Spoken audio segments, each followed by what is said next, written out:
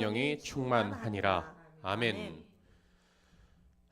자, 오늘 우리가 이 본문을 가지고 은혜를 나누고자 하는 제목은요, 성도라면이라는 제목으로 함께 은혜를 나누고자 합니다. 한 주 동안 참 많은 여러 가지 생각들을 하게 됐습니다. 제가 교회를 이제 안에 있지 못하고 와서는 기도만 하고 돌아갈 수밖에 없는 상황이었고, 이제 스케줄이 이제 되게 팍팍하게 흘러갔습니다. 병원도 알아봐야 되는 시기도 있었고, 그리고 병원을 돌아다녀야 됐고, 여러 가지 이제 상담도 받아야 되고 여러 가지 일이 있다 보니 그 와중에 내가 목사로서 자리를 비우지만 어떤 말을 성도들한테 설교로 권면하고 어떻게 세워 나가야 될까를 정말 많이 고민을 했습니다. 그리고 이제 오늘 말씀이 여러분들의 정말 골수를 쪼개고 너무 아픈 말씀일 수 있어요. 근데 받아들이셔야 됩니다. 받아들이시고 제가 없더라도 여러분들이 이 자리에 서 계셔야 됩니다. 그래서 저는 정말 뼈아픈 말이지만 여러분들이 각성하고 교회 참소망교회를 잘 굳건히 서 계셔서 제가 어떤 우리 집사람의 그 지병을 같이 옆에서 기도하면서 준비하는 가운데 주일마다는 와서 예배를 제가 주일 예배를 인도하겠지만 그 가운데서는 없어도 여러분들이 기도의 기둥을 세워주셨으면 좋겠다라는 생각이 듭니다. 자, 우리가 2주 뒤죠. 2주 뒤에는 이제 종교개혁 주일도 있는데요. 참 많은 생각을 하고 설교를 준비해 보면서 어떤 이야기를 할까. 근데 종교개혁에 있어서의 역사도 조금 언급해 드리면서 오늘 본문을 보면 좋을까 생각이 들었습니다. 여러분들 기독교의 지나온 역사를 보면 기독교가 여러분들 박해 종교였음을, 그리고 초대교회가 얼마나 많은 박해를 받아왔는지 쉽게 알 수 있습니다. 그도 그럴 것이 여러분들 히브리서를 보면요, 그리스도인들 죽이는 방식들이 너무나 다양했는데요. 예를 들면 톱으로 켜서 예수를 믿는다면 죽이기도 했고요. 십자가에 매달아서 죽이기도 했고요. 베드로는 거꾸로 지기까지 했죠.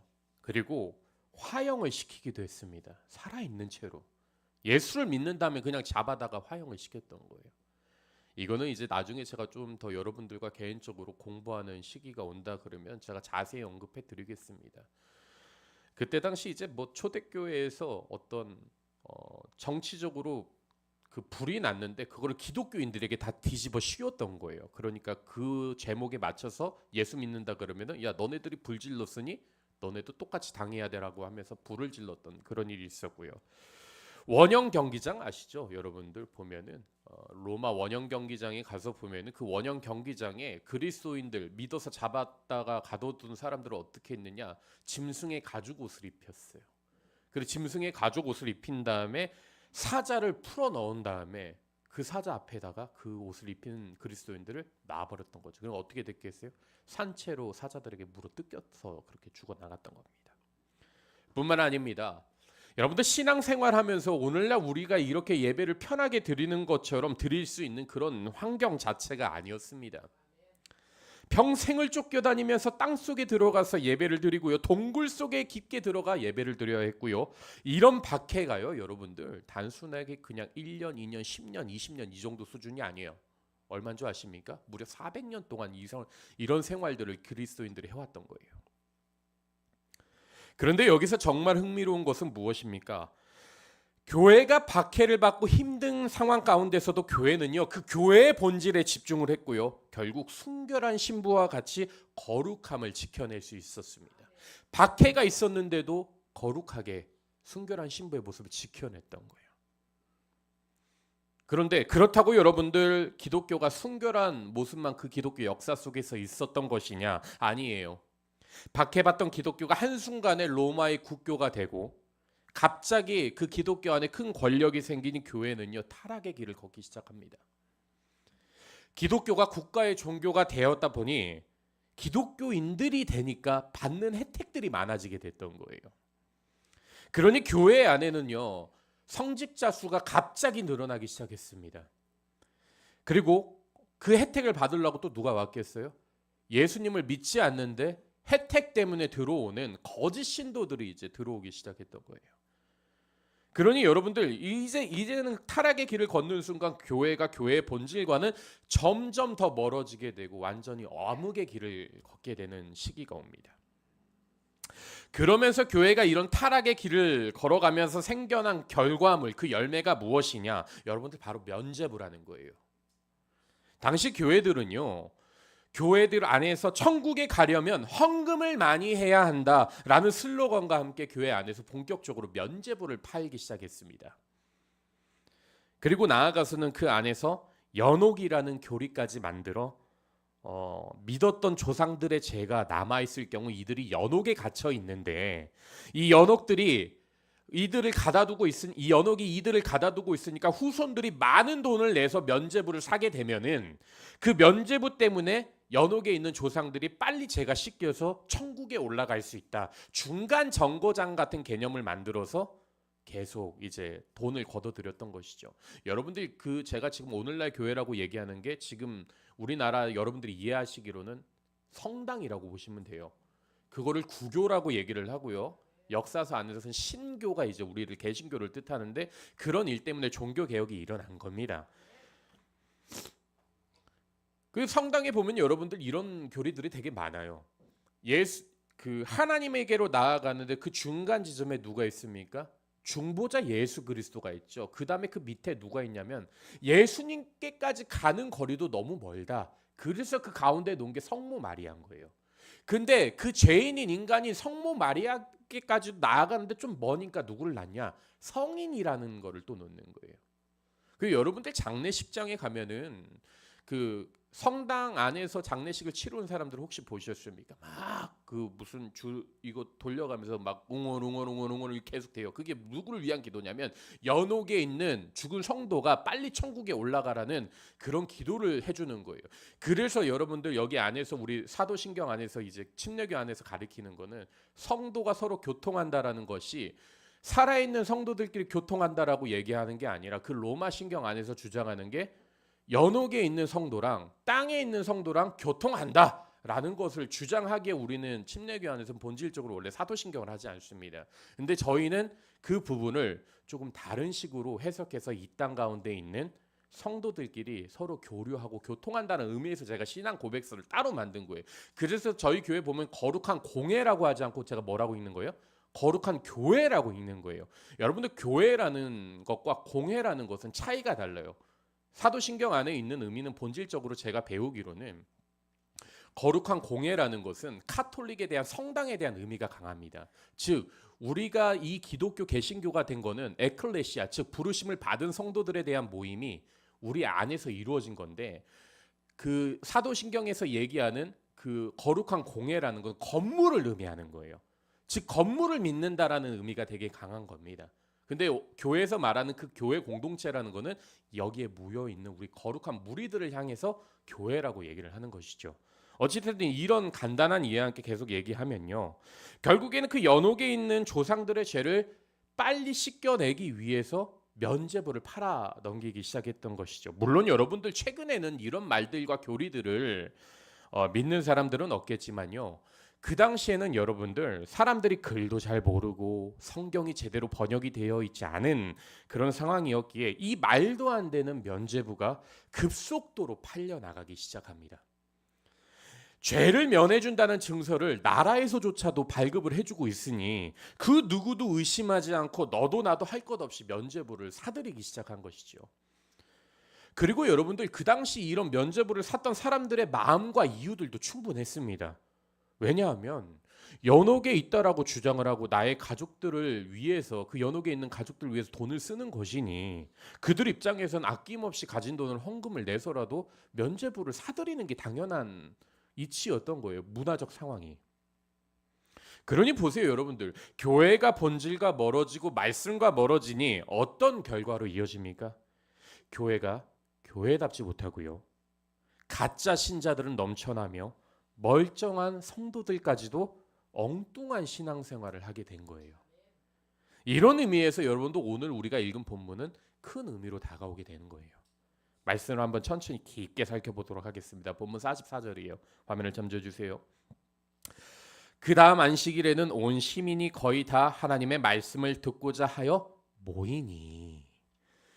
이 구절에서 우리가 특별히 주목해야 하는 것은 그 다음 안식일에도 라는 말인데요, 바울은 비시디아 안디옥에서 첫 설교를 마친 후에 밖으로 나가기 시작했을 때 회당 사람들로부터 바울 다음 주에도 이렇게 다시 한번 설교를 해주시죠 라고 이런 요청을 받게 됩니다.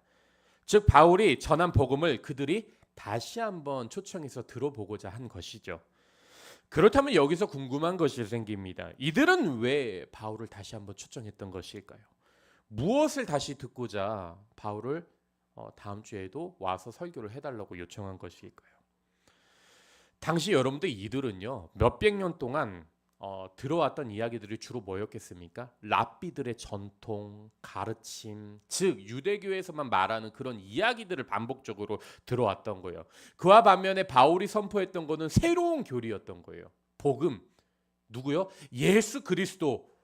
이 사람이 하나님이 보내신 그리스도다. 이 사람을 믿어야지 우리는 부활할 수 있는 거다라는 그런 교리를 가르치니까 뭐야 그동안 들어왔던 거랑은 너무나 다른 이야기네 라고 하면서 한번 초청을 하게 된 것이죠. 즉 바울은요 랍비들의 가르침을 되풀이한 것이 아니라 순수한 복음을 그대로 그들에게 전달했던 겁니다. 스데반 집사처럼 말이죠. 그 결과 다시 한번 초대받아서 말씀을 전하게 된 거예요. 하지만 초청받고 말씀을 전했음에도 불구하고 그 무리 안에는 복음을 거스리는 자들이 있었습니다. 그리고 대놓고 바울이 말한 것을 반박하고 비방하게 되죠. 여러분도 오늘날도 똑같습니다. 교회 안에서는요, 교회가 추구해야 할 본질을 말하면 늘 반대편에서 반박하고 비방하는 사람들이 있어요. 자기 생각만 정답이고 자기 방식만이 옳은 것으로 착각하는 것이죠.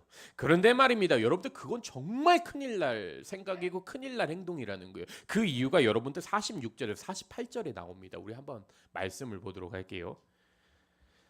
9절이 좀 길죠.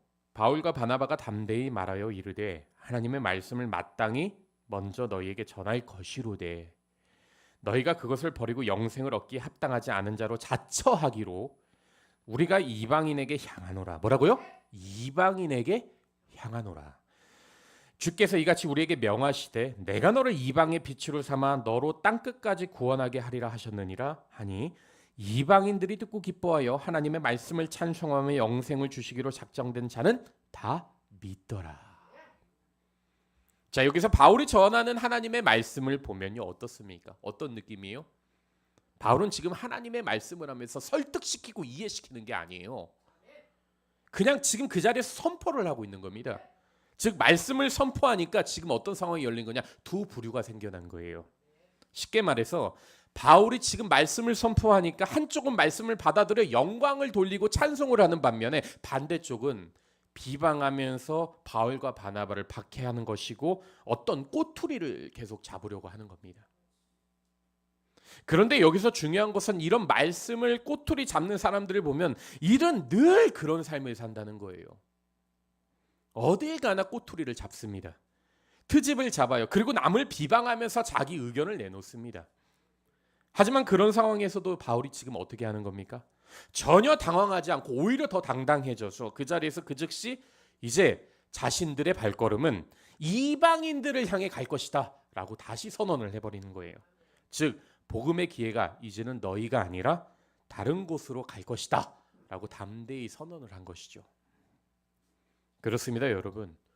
우리 역시 때때로 신앙생활하면서 영혼을 구원하기 위해 차근차근 설명하든지 설득시키고 이해시켜야 하는 것인지 생각이 들 때가 있습니다. 그런데 이건 여러분들 어떨 때는 하나님의 말씀에 대한 권위와 절대성, 절대 주권을 설명하기 위해서는 필요해요. 그렇게 이런 건 이렇습니다 하고 설명하기 위해서 필요한 거예요. 그런데 본질부터 말씀드리면 여러분들 하나님의 말씀은요 설득하는 게 아니에요. 하나님의 말씀은 선포예요. 선포. 왜냐하면 하나님의 말씀은 날선 검과 같이 효력이 있다라는 거예요. 말씀 자체에 권위가 있고 말씀 자체에 능력이 있기 때문에 그런 겁니다. 오늘날 성도들도 이걸 정말 확실하게 알아야 돼요. 우리의 생각보다 하나님의 말씀이 더욱 확실한 것이고 하나님의 말씀으로 이 땅 가운데 오신 예수 그리스도를 믿어야만 우리는 구원을 얻을 수 있다라는 거예요.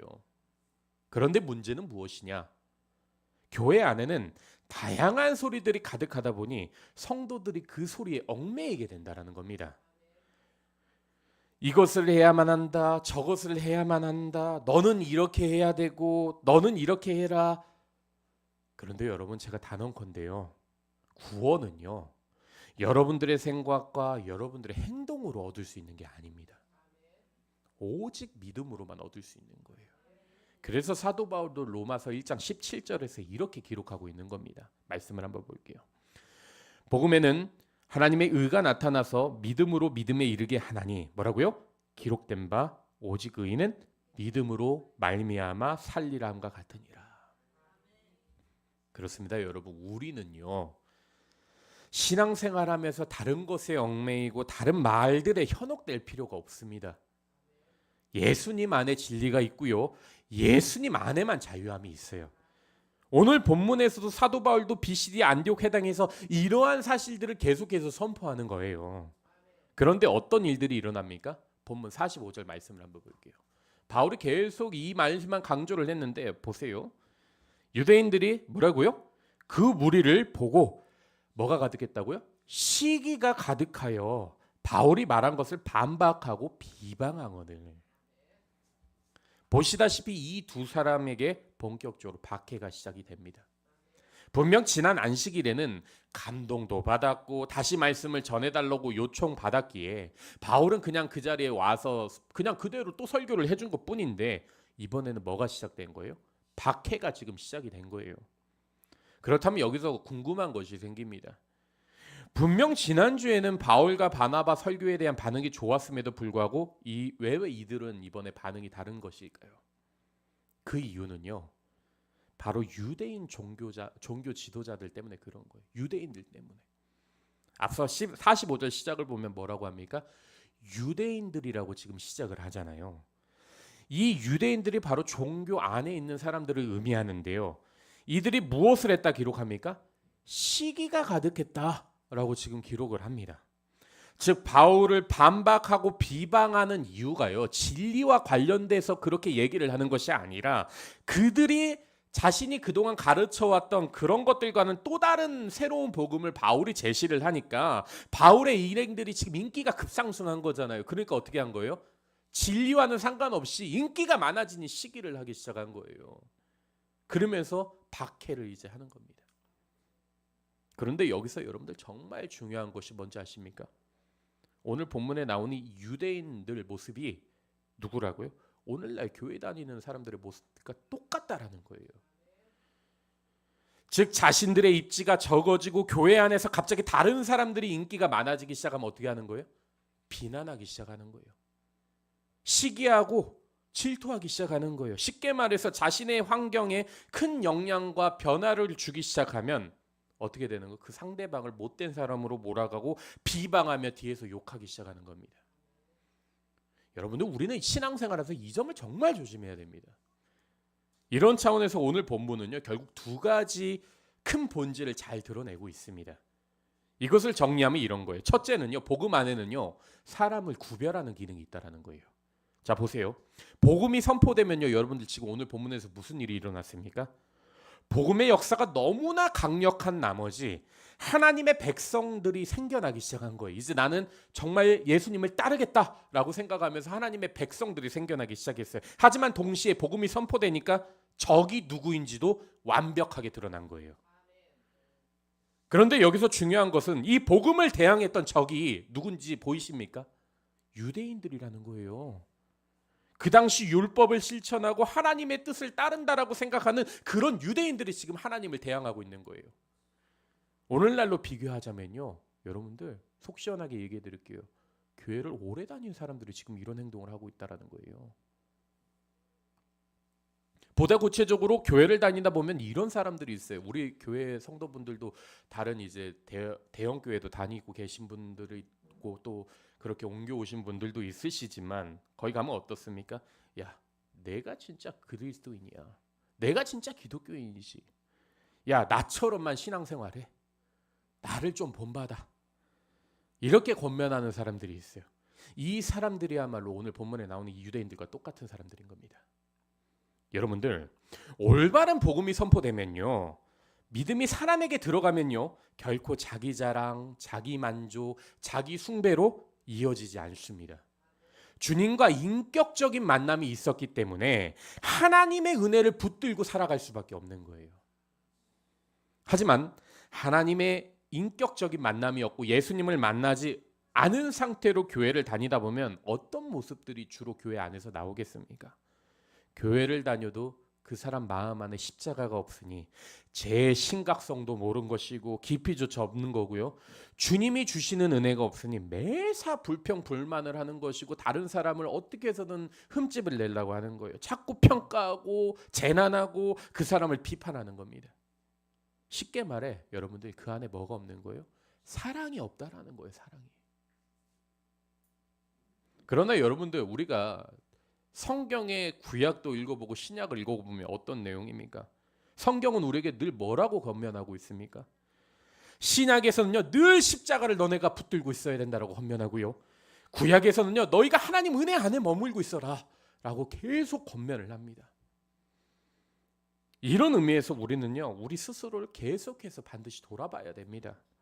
내가 성경 말씀에 귀를 기울이고 있고 말씀 안에 내가 서 있는지 말이죠. 둘째로는요 여러분들 복음은요 종말론적인 성격을 띠고 있다라는 겁니다. 이게 여러분들 종말론적인 성격을 띈다라고 하니까 여러분들이 이해하기 어려울 수 있는데요, 제가 쉽게 말해서 설명하면 이런 거예요. 오늘 본문에 나오는 유대인들은요 영원한 생명, 구원이 자신들에게만 주어진 특권이라고 생각하던 사람들이었습니다. 즉 뭐라고 생각한 거예요? 쉽게 말하면 우리한테만 구원이 있는 것이다. 우리 민족만 선한 민족이고 하나님한테 구원받을 수 있다라고 착각한 것이죠. 그러나 사도 바울이 오늘 본문에서 그들에게 당당히 뭐라고 합니까? 너네들이 거부했으니 우리는 이 구원의 소식을 들고 누구에게로요? 이방인에게로 옮겨가겠다라고 그 자리에 선언을 해버립니다. 즉 복음이요 여러분들 지금 어떻게 된 거예요? 유대인의 세계만 머물러 있는 것이 아니라 계속 전진해서 나아가고 있다라는 거예요. 그래서 너희가 성령이 너희에게 임하시면 뭐라고요? 복음이 예루살렘으로부터 온 땅에 이르러 사마리아 땅끝까지 이르러 내 증인이 되리라. 계속 전진하면서 나가는 거잖아요. 그렇다면 이 복음이 언제 멈추는 것이냐? 예수님이 이 땅 가운데 다시 오실 때 멈추게 되는 거예요. 그래서 복음은요 이 지금도 이 순간 계속 뻗어나가고 전진함과 동시에 종말론적인 성격을 띈다라는 게 예수님이 오시면 멈추고 끝난다라는 거예요. 그래서 종말론적인 성격을 띠고 있다라고 이렇게 얘기를 하는 겁니다. 이런 차원에서 성도는요 여러분들 신앙생활하면서 깊게 생각해야 될 것이 하나 있어요. 뭔지 아십니까? 복음이 내 안에만 머물러 있는 것은 아닌지, 내가 삶에서 계속 복음을 선포하고 있는지 돌아봐야 된다는 거예요. 여러분 우리가 살아가는 이 세상은요 여러분들 기억하세요. 우리를 결코 기다려주지 않습니다. 시간은 우리를요 기다려주지도 않고 우리가 그 시간을 돌릴 수도 없어요. 한 번 지나간 시간은 결코 돌아오지 않습니다. 우리 장모님이 늘 그런 얘기하세요. 우리 장모님이 이제 자녀들이 넷이에요. 그러면서 늘 우리 집사람한테도 하는 얘기가 시간이 돌아오지 않는다고. 나 이렇게 빨리 갈 줄 몰랐다고. 그렇게 우리 집사람한테 얘기해. 우리 집사람은 또 저한테 그런 얘기를. 맞아, 시간이 안 돌아와. 그리고 정말 눈 깜짝할 새에 정신을 차려보니 이렇게 나이가 드셨다고 하시더라고요. 여러분들 기억하세요. 시간은요 지나가면 돌아오지 않습니다. 그리고 더 무서운 말 해드릴게요. 정신 차리고 보면 우리가 어디 있는지 아십니까? 모든 사람은요 하나님의 심판대 앞에 서게 됩니다. 그리고 그때는요 늦은 후회를 해도 소용이 없어요. 돌이킬 수도 없고요 내가 손 쓸 수도 없습니다. 그러니 성도라면 여러분들 어떠한 삶을 살아야 되겠습니까? 어렵지 않습니다.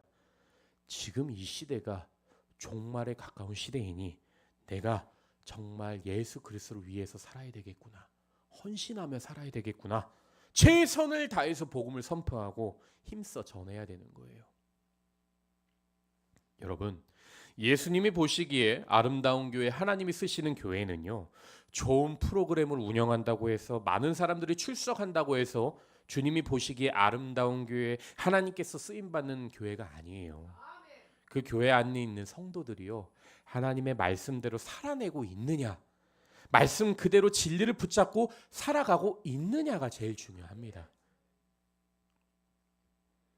사랑하는 여러분, 오늘 이 설교를 들으니 참 마음이 아프시죠? 하지만 여러분들 이건 기억하세요. 제가 지금 여러분들 이 자리에 서서 성도라고 해서 여러분들에게 지금 특별한 삶을 살아내라고 말씀드리는 게 아니에요. 성도는요, 그저 삶의 현장에서부터, 일터에서부터 말씀대로 살아가면 되는 겁니다. 마태복음에 보면요, 여러분들 이런 말씀이 있어요. 잠시 말씀을 한번 찾아볼게요. 마태복음 5장 13절로부터 14절입니다. 화면을 잠재해 주세요. 너희는 세상의 소금이니 소금이 만일 그 맛을 잃어버리면 무엇으로 짜게 하려 후에는 아무 쓸데없이 다만 밖에 버려져 사람에게 밟힐 뿐이니라. 너희는 세상의 빛이라 산 위에 있는 동네가 숨겨지지 못할 것이요. 이처럼 분명 예수님께서도 우리에게 뭐라고 합니까? 빛과 소금의 역할을 다해라 라고 말씀하셨습니다. 그런데 여러분들, 여기서 정말 중요한 것이 무엇인지 아십니까? 빛의 크기가 중요한 게 아니에요. 소금의 양이 중요한 게 아니라는 거예요. 작은 빛이라도 좋아요. 소금이 적은 양이라도 좋습니다. 괜찮습니다. 그저 성도는요, 하나님의 말씀을 들은 대로 이 땅 가운데 정직하게 살아가고 있느냐, 그리스도의 십자가를 붙잡고 있느냐가 중요한 겁니다. 자신의 이익이 잘려나가도, 내가 손해보더라도 하나님 말씀 앞에서만큼은 순종하겠다라는 그 의지가 더욱더 중요하고요. 하나님 앞에서 내 자신을 내려놓겠다라는 그런 의지가 더욱더 중요한 겁니다. 그리고는 그 삶의 자리에서 진리를 붙잡고 묵묵히 버티고 있을 때 무엇이 시작되는지 아십니까? 그때 비로소 하나님의 은혜가 시작이 되는 거예요. 복음의 씨앗이 여러분들을 통해서 뻗어나가기 시작하는 겁니다. 여러분들 큰 소금이 되려고 하지 마세요. 큰 빛이 되려고 하지 마세요. 그냥 제가 늘 강조하지 않습니까? 저 큰 목사 되기 원하지 않아요. 저는요, 작은 교회 목사라도 좋아요. 제가 할 수 있는 거는, 원하는 건 천국 가는 거예요. 그러려고 우리가 신앙생활 하는 거 아니겠습니까?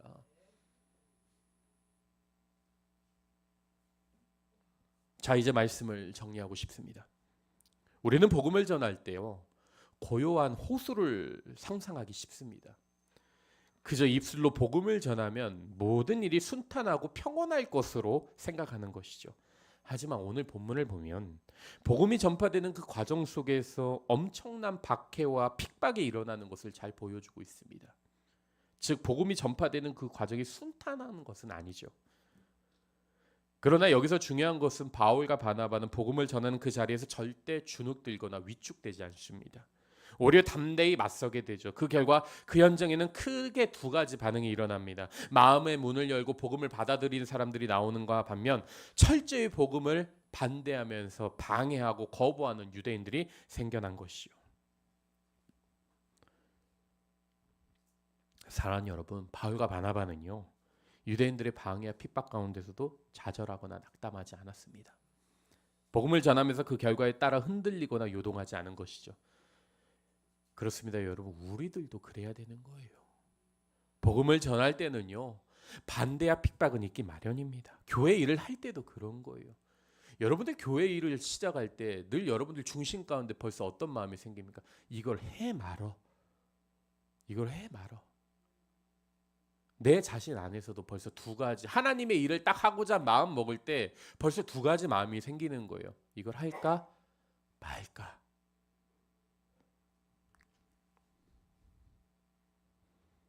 그러나 여러분들 두려워하지 마십시오. 하십시오. 그냥 하면, 순종하게 되면 거기에 따라 하나님이 결과를 보여주실 거예요. 여러분들 기억하십시오. 열악한 조건과 환경에 처해 있어도요, 여러분들 복음 전파되는 일은요 결코 지체되지 않습니다. 여러분들의 입술을 열지 않으면요, 하나님께서는요 여러분들이 아니라 다른 이들을 사용하실 거예요. 제가 그래서 종말론적인 성격을 띠고 있다라고 얘기한 겁니다. 그리고 하나님은 분명히 무서운 말일 수도 있겠지만 여러분들에게 그 책임을 물으실 거예요. 심판대 앞에서 너 왜 입술을 열지 않았니? 라고 물으실 겁니다. 그게 무섭다면 여러분들 이제는 삶에서 입술을 여십시오. 복음을 외치셔야 돼요.